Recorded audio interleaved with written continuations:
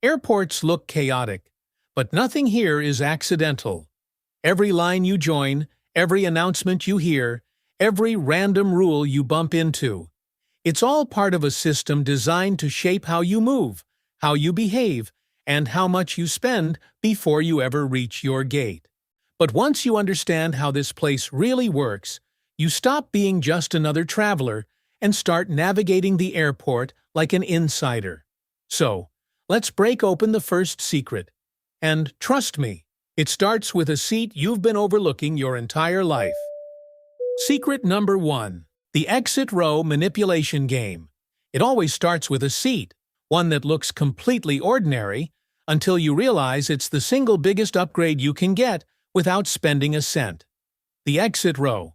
A few inches of legroom that can turn a cramped, knee-crushing nightmare into something that feels almost comfortable. Airlines know this, and they've weaponized it. They charge $50, $95, sometimes even $165 for the exact same air you were already breathing. It's brilliant business, but it's also a system that cracks if you know where to press. Years ago, a flight attendant told me the secret. She said, "We don't fill those seats randomly. We look for passengers who seem calm, cooperative, someone we trust in an emergency." That was the clue. Ever since, every time I checked in, I became that passenger. Relaxed, friendly, not demanding, helpful. When the agent glanced up, I'd smile and say something like, "If you still need someone responsible for the exit row, I'm happy to take the duty." Light tone, no pressure, and half the time, it worked, because when agents need to assign those seats quickly, they don't pick the loudest person in line. They pick the person who made their job easier. And here's a quiet psychological trick, the word because. Could I switch to the exit row because my legs are a bit long? Because increases compliance, even if your reason is tiny. And if the system still shuts you out, sit near the exit row, because sometimes the person assigned there isn't fit to assist. And when that happens, the crew scans the cabin for a replacement. You'll already be right there. That's not luck. That's awareness. And once you use it, you'll never look at a seat map the same way again. Secret number 2. TSA's behavior, scanning you never notice.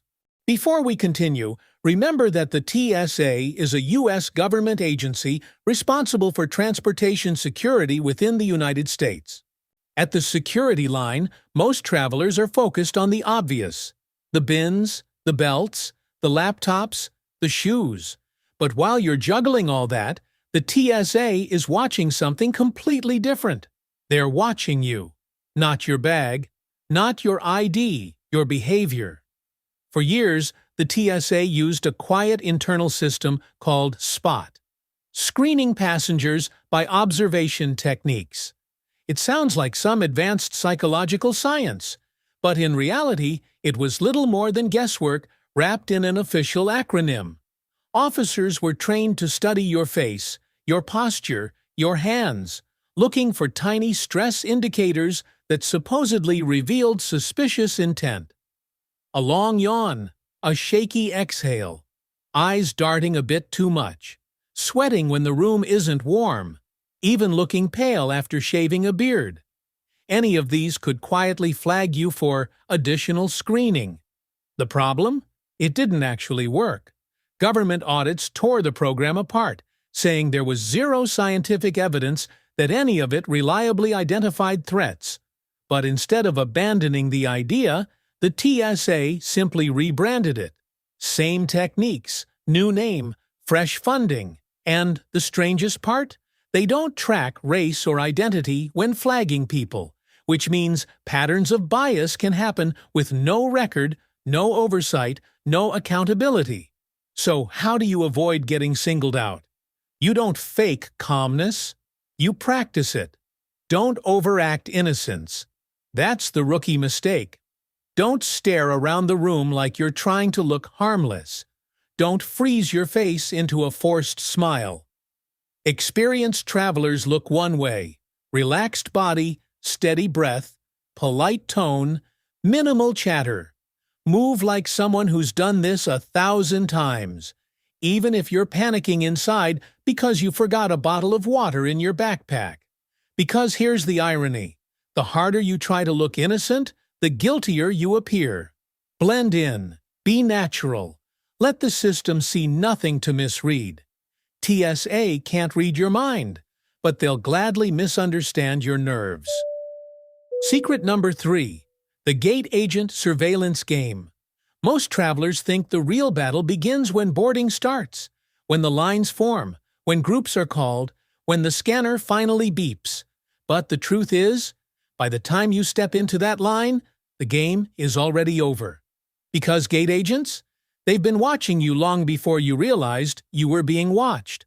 While they sit behind the desk, pretending to type, their eyes are quietly scanning the crowd like radar.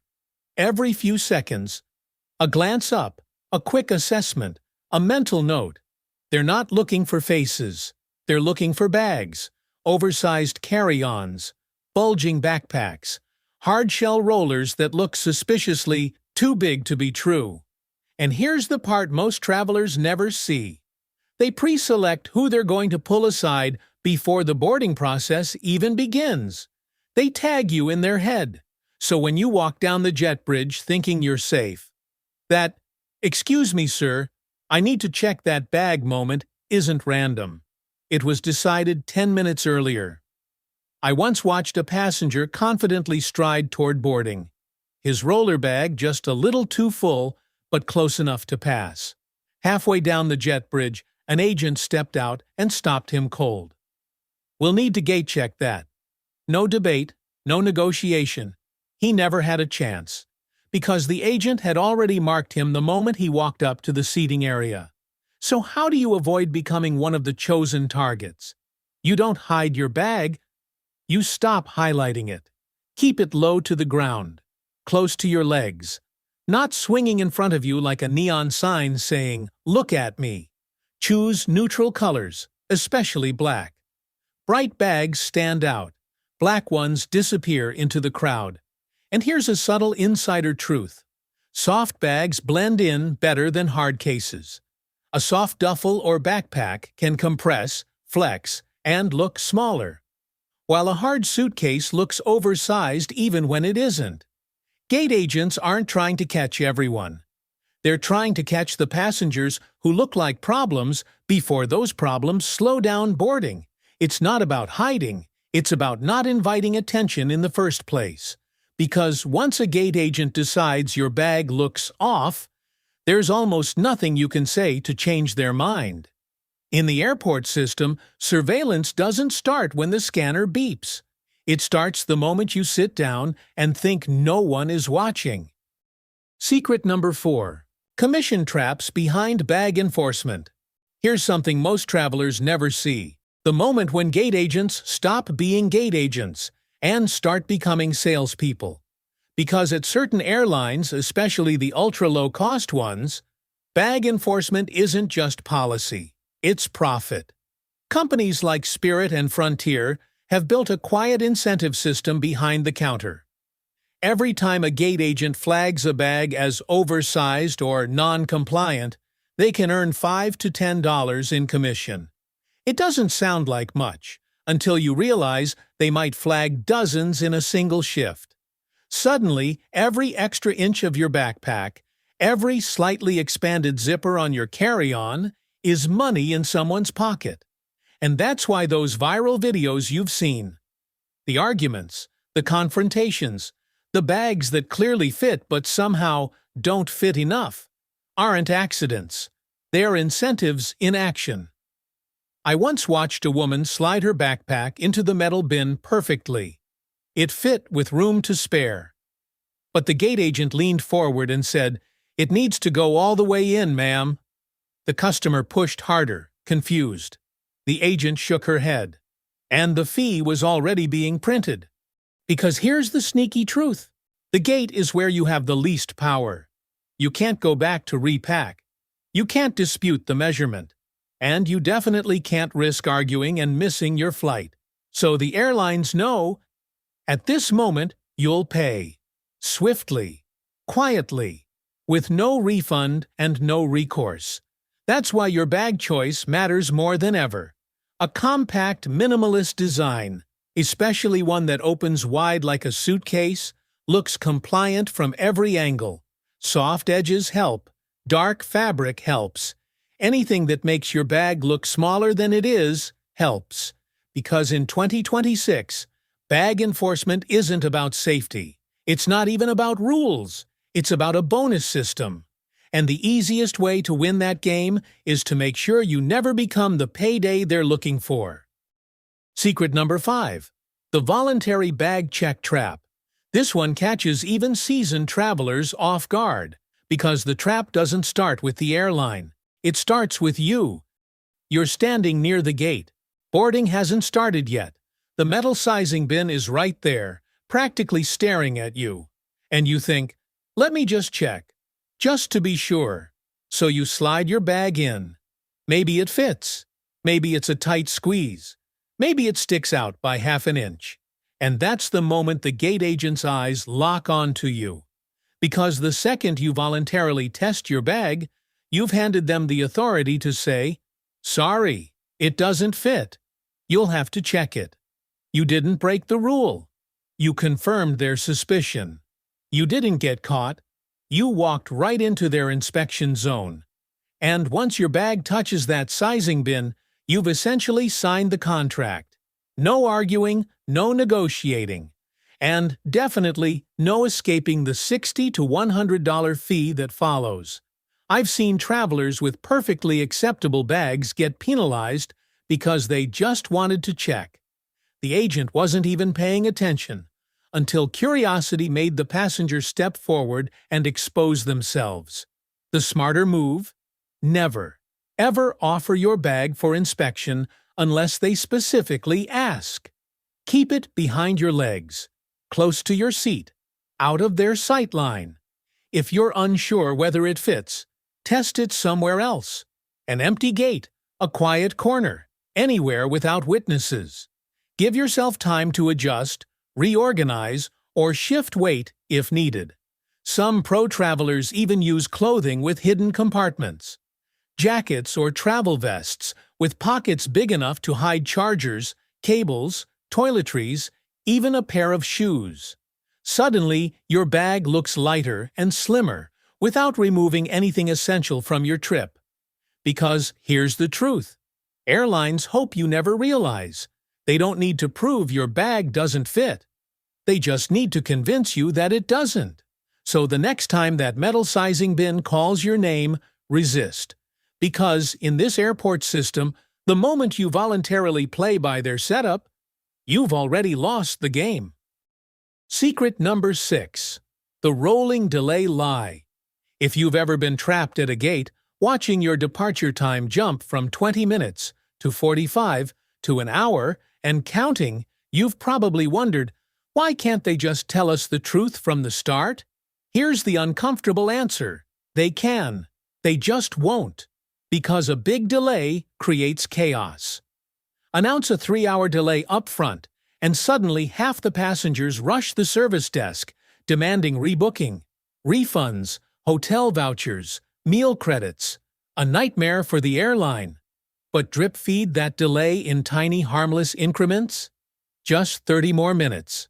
Just a short maintenance check. Just a minor update coming soon. You stay calm. You stay seated. And most importantly, you stay at the gate. I saw this happen to my own mother. She was flying to visit her granddaughter. Excited, nervous, sitting in business class for the first time. The airline kept announcing delay after delay, always just a little one, always almost ready. What they didn't say was that the mechanical issue would take hours to fix. Hours. She didn't leave her seat.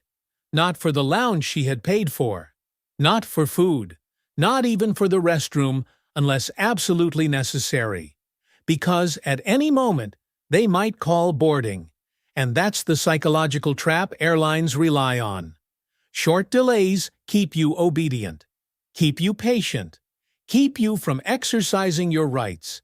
And sometimes, here's the wild part, they even undelay a flight. Fix the problem early, push the schedule forward, and suddenly passengers who thought they had time are running back to the gate in a panic. The real goal? Minimize refunds, minimize rebookings, maximize control. But here's how smart travelers see through it. Track your plane yourself. Apps like Flight Radar 24 or Flight Aware show you exactly where your aircraft is. If the airline claims your flight is delayed 30 minutes, but your plane is still over Denver or hasn't even left its previous airport, you already know the truth. That tiny delay is a fantasy. That's your cue to relax. Get food. Charge your phone. Use the lounge you paid for. Don't sit frozen at the gate like a hostage waiting for the next announcement. Because once you understand why airlines lie about delays, you stop reacting to their timeline and start creating your own. Secret number 7. Predictive cancellation of your seat. Imagine this. You're sprinting through the airport, lungs burning, backpack bouncing with every step. Your connecting flight is boarding, but you can see the gate. The plane is still there. The door is still open. You made it. Or, you thought you did. You rush up to the podium, out of breath, and the gate agent doesn't even look surprised. Sorry, your seat's been given away. Wait, what? You didn't miss the flight. You're standing right here. How can your seat be gone? Welcome to one of the most quietly frustrating systems airlines use today, predictive cancellation. American Airlines uses a software program called Aura, and one of its jobs is to decide, automatically, whether you will make your connection or not. Not based on reality, not based on where you actually are, but based on what the algorithm predicts. If the system decides you won't arrive in time, it removes you from the flight before you reach the gate. Your seat gets given away to a standby passenger, a frequent flyer, or someone who paid more. And once you're removed, you're treated as if you showed up late, even if you sprinted across the terminal and arrived exactly when you needed to. Here's the twist. Not every airline plays this game. United Airlines runs a system called Connection Saver that actually holds flights a few minutes when it knows connecting passengers can still make it. One system helps you. The other system punishes you. So if you ever arrive at a gate and discover your seat magically vanished, don't accept the explanation quietly. Ask the gate agent directly. Was I removed due to predictive cancellation? You'll see a flicker in their expression, because now they know you know. And here's the phrase that matters. This qualifies as involuntary denied boarding. Those 4 words activate your rights. They can trigger compensation, hotel, meals, rebooking, sometimes even cash, because legally you didn't miss the flight. The system kicked you out. In the data-driven era of air travel, showing up on time isn't enough. You have to beat an algorithm that thinks it knows your next move before you make it. And once you understand how that system works, you'll never let a computer decide your travel fate again. Secret number 8. The flight credit expiration trap. When a flight gets canceled, everything feels chaotic. Passengers crowding the counter, phone lines jammed, announcements echoing through the terminal. In the middle of all that noise, airlines offer something that sounds like a favor. We've issued you a travel credit. It feels like a solution. It feels fair. It feels reasonable. But it's not. It's a trap. Because travel credits aren't designed to help you travel. They're designed to help airlines keep your money. Most credits come with expiration dates as short as 12 months. Some can't be transferred. Others can't be split between bookings, and a few have hidden rules that quietly reset the clock. So if you book a flight with credit and cancel again, you don't get a new expiration date. You get the original one, the one that's already ticking down. Travelers think they're being patient, waiting for the right time to rebook, and then suddenly the credit expires. Gone. Every dollar lost, even though the airline is still holding the money you already paid. And here's the part they hope you never notice. Some credits include service fees when you use them, meaning you're paying again to spend money that was yours in the first place. Multiply that system across millions of passengers, and airlines keep billions locked inside their books. Money that should have gone back to travelers. But here's the rule they almost never tell you. If your flight was canceled or significantly delayed, you are legally entitled to a cash refund. Not credit, not a voucher, not future travel. Cash. The Department of Transportation requires it, but airlines rarely offer it unless you ask and insist. The phrase you need is simple. I am requesting a full refund to my original form of payment. Say it calmly. Say it clearly. Say it even if they try to redirect you toward credits. Because when an airline says, "We've issued you a travel voucher," what they really mean is, "We've kept your money on our balance sheet. But now you know better. Credits are convenience for them, not for you. Take the refund. Take back control. And don't let your hard-earned money expire quietly inside someone else's system." So now you know. The airport isn't just a building where flights happen. It's a maze. A living system designed to test your awareness at every single turn.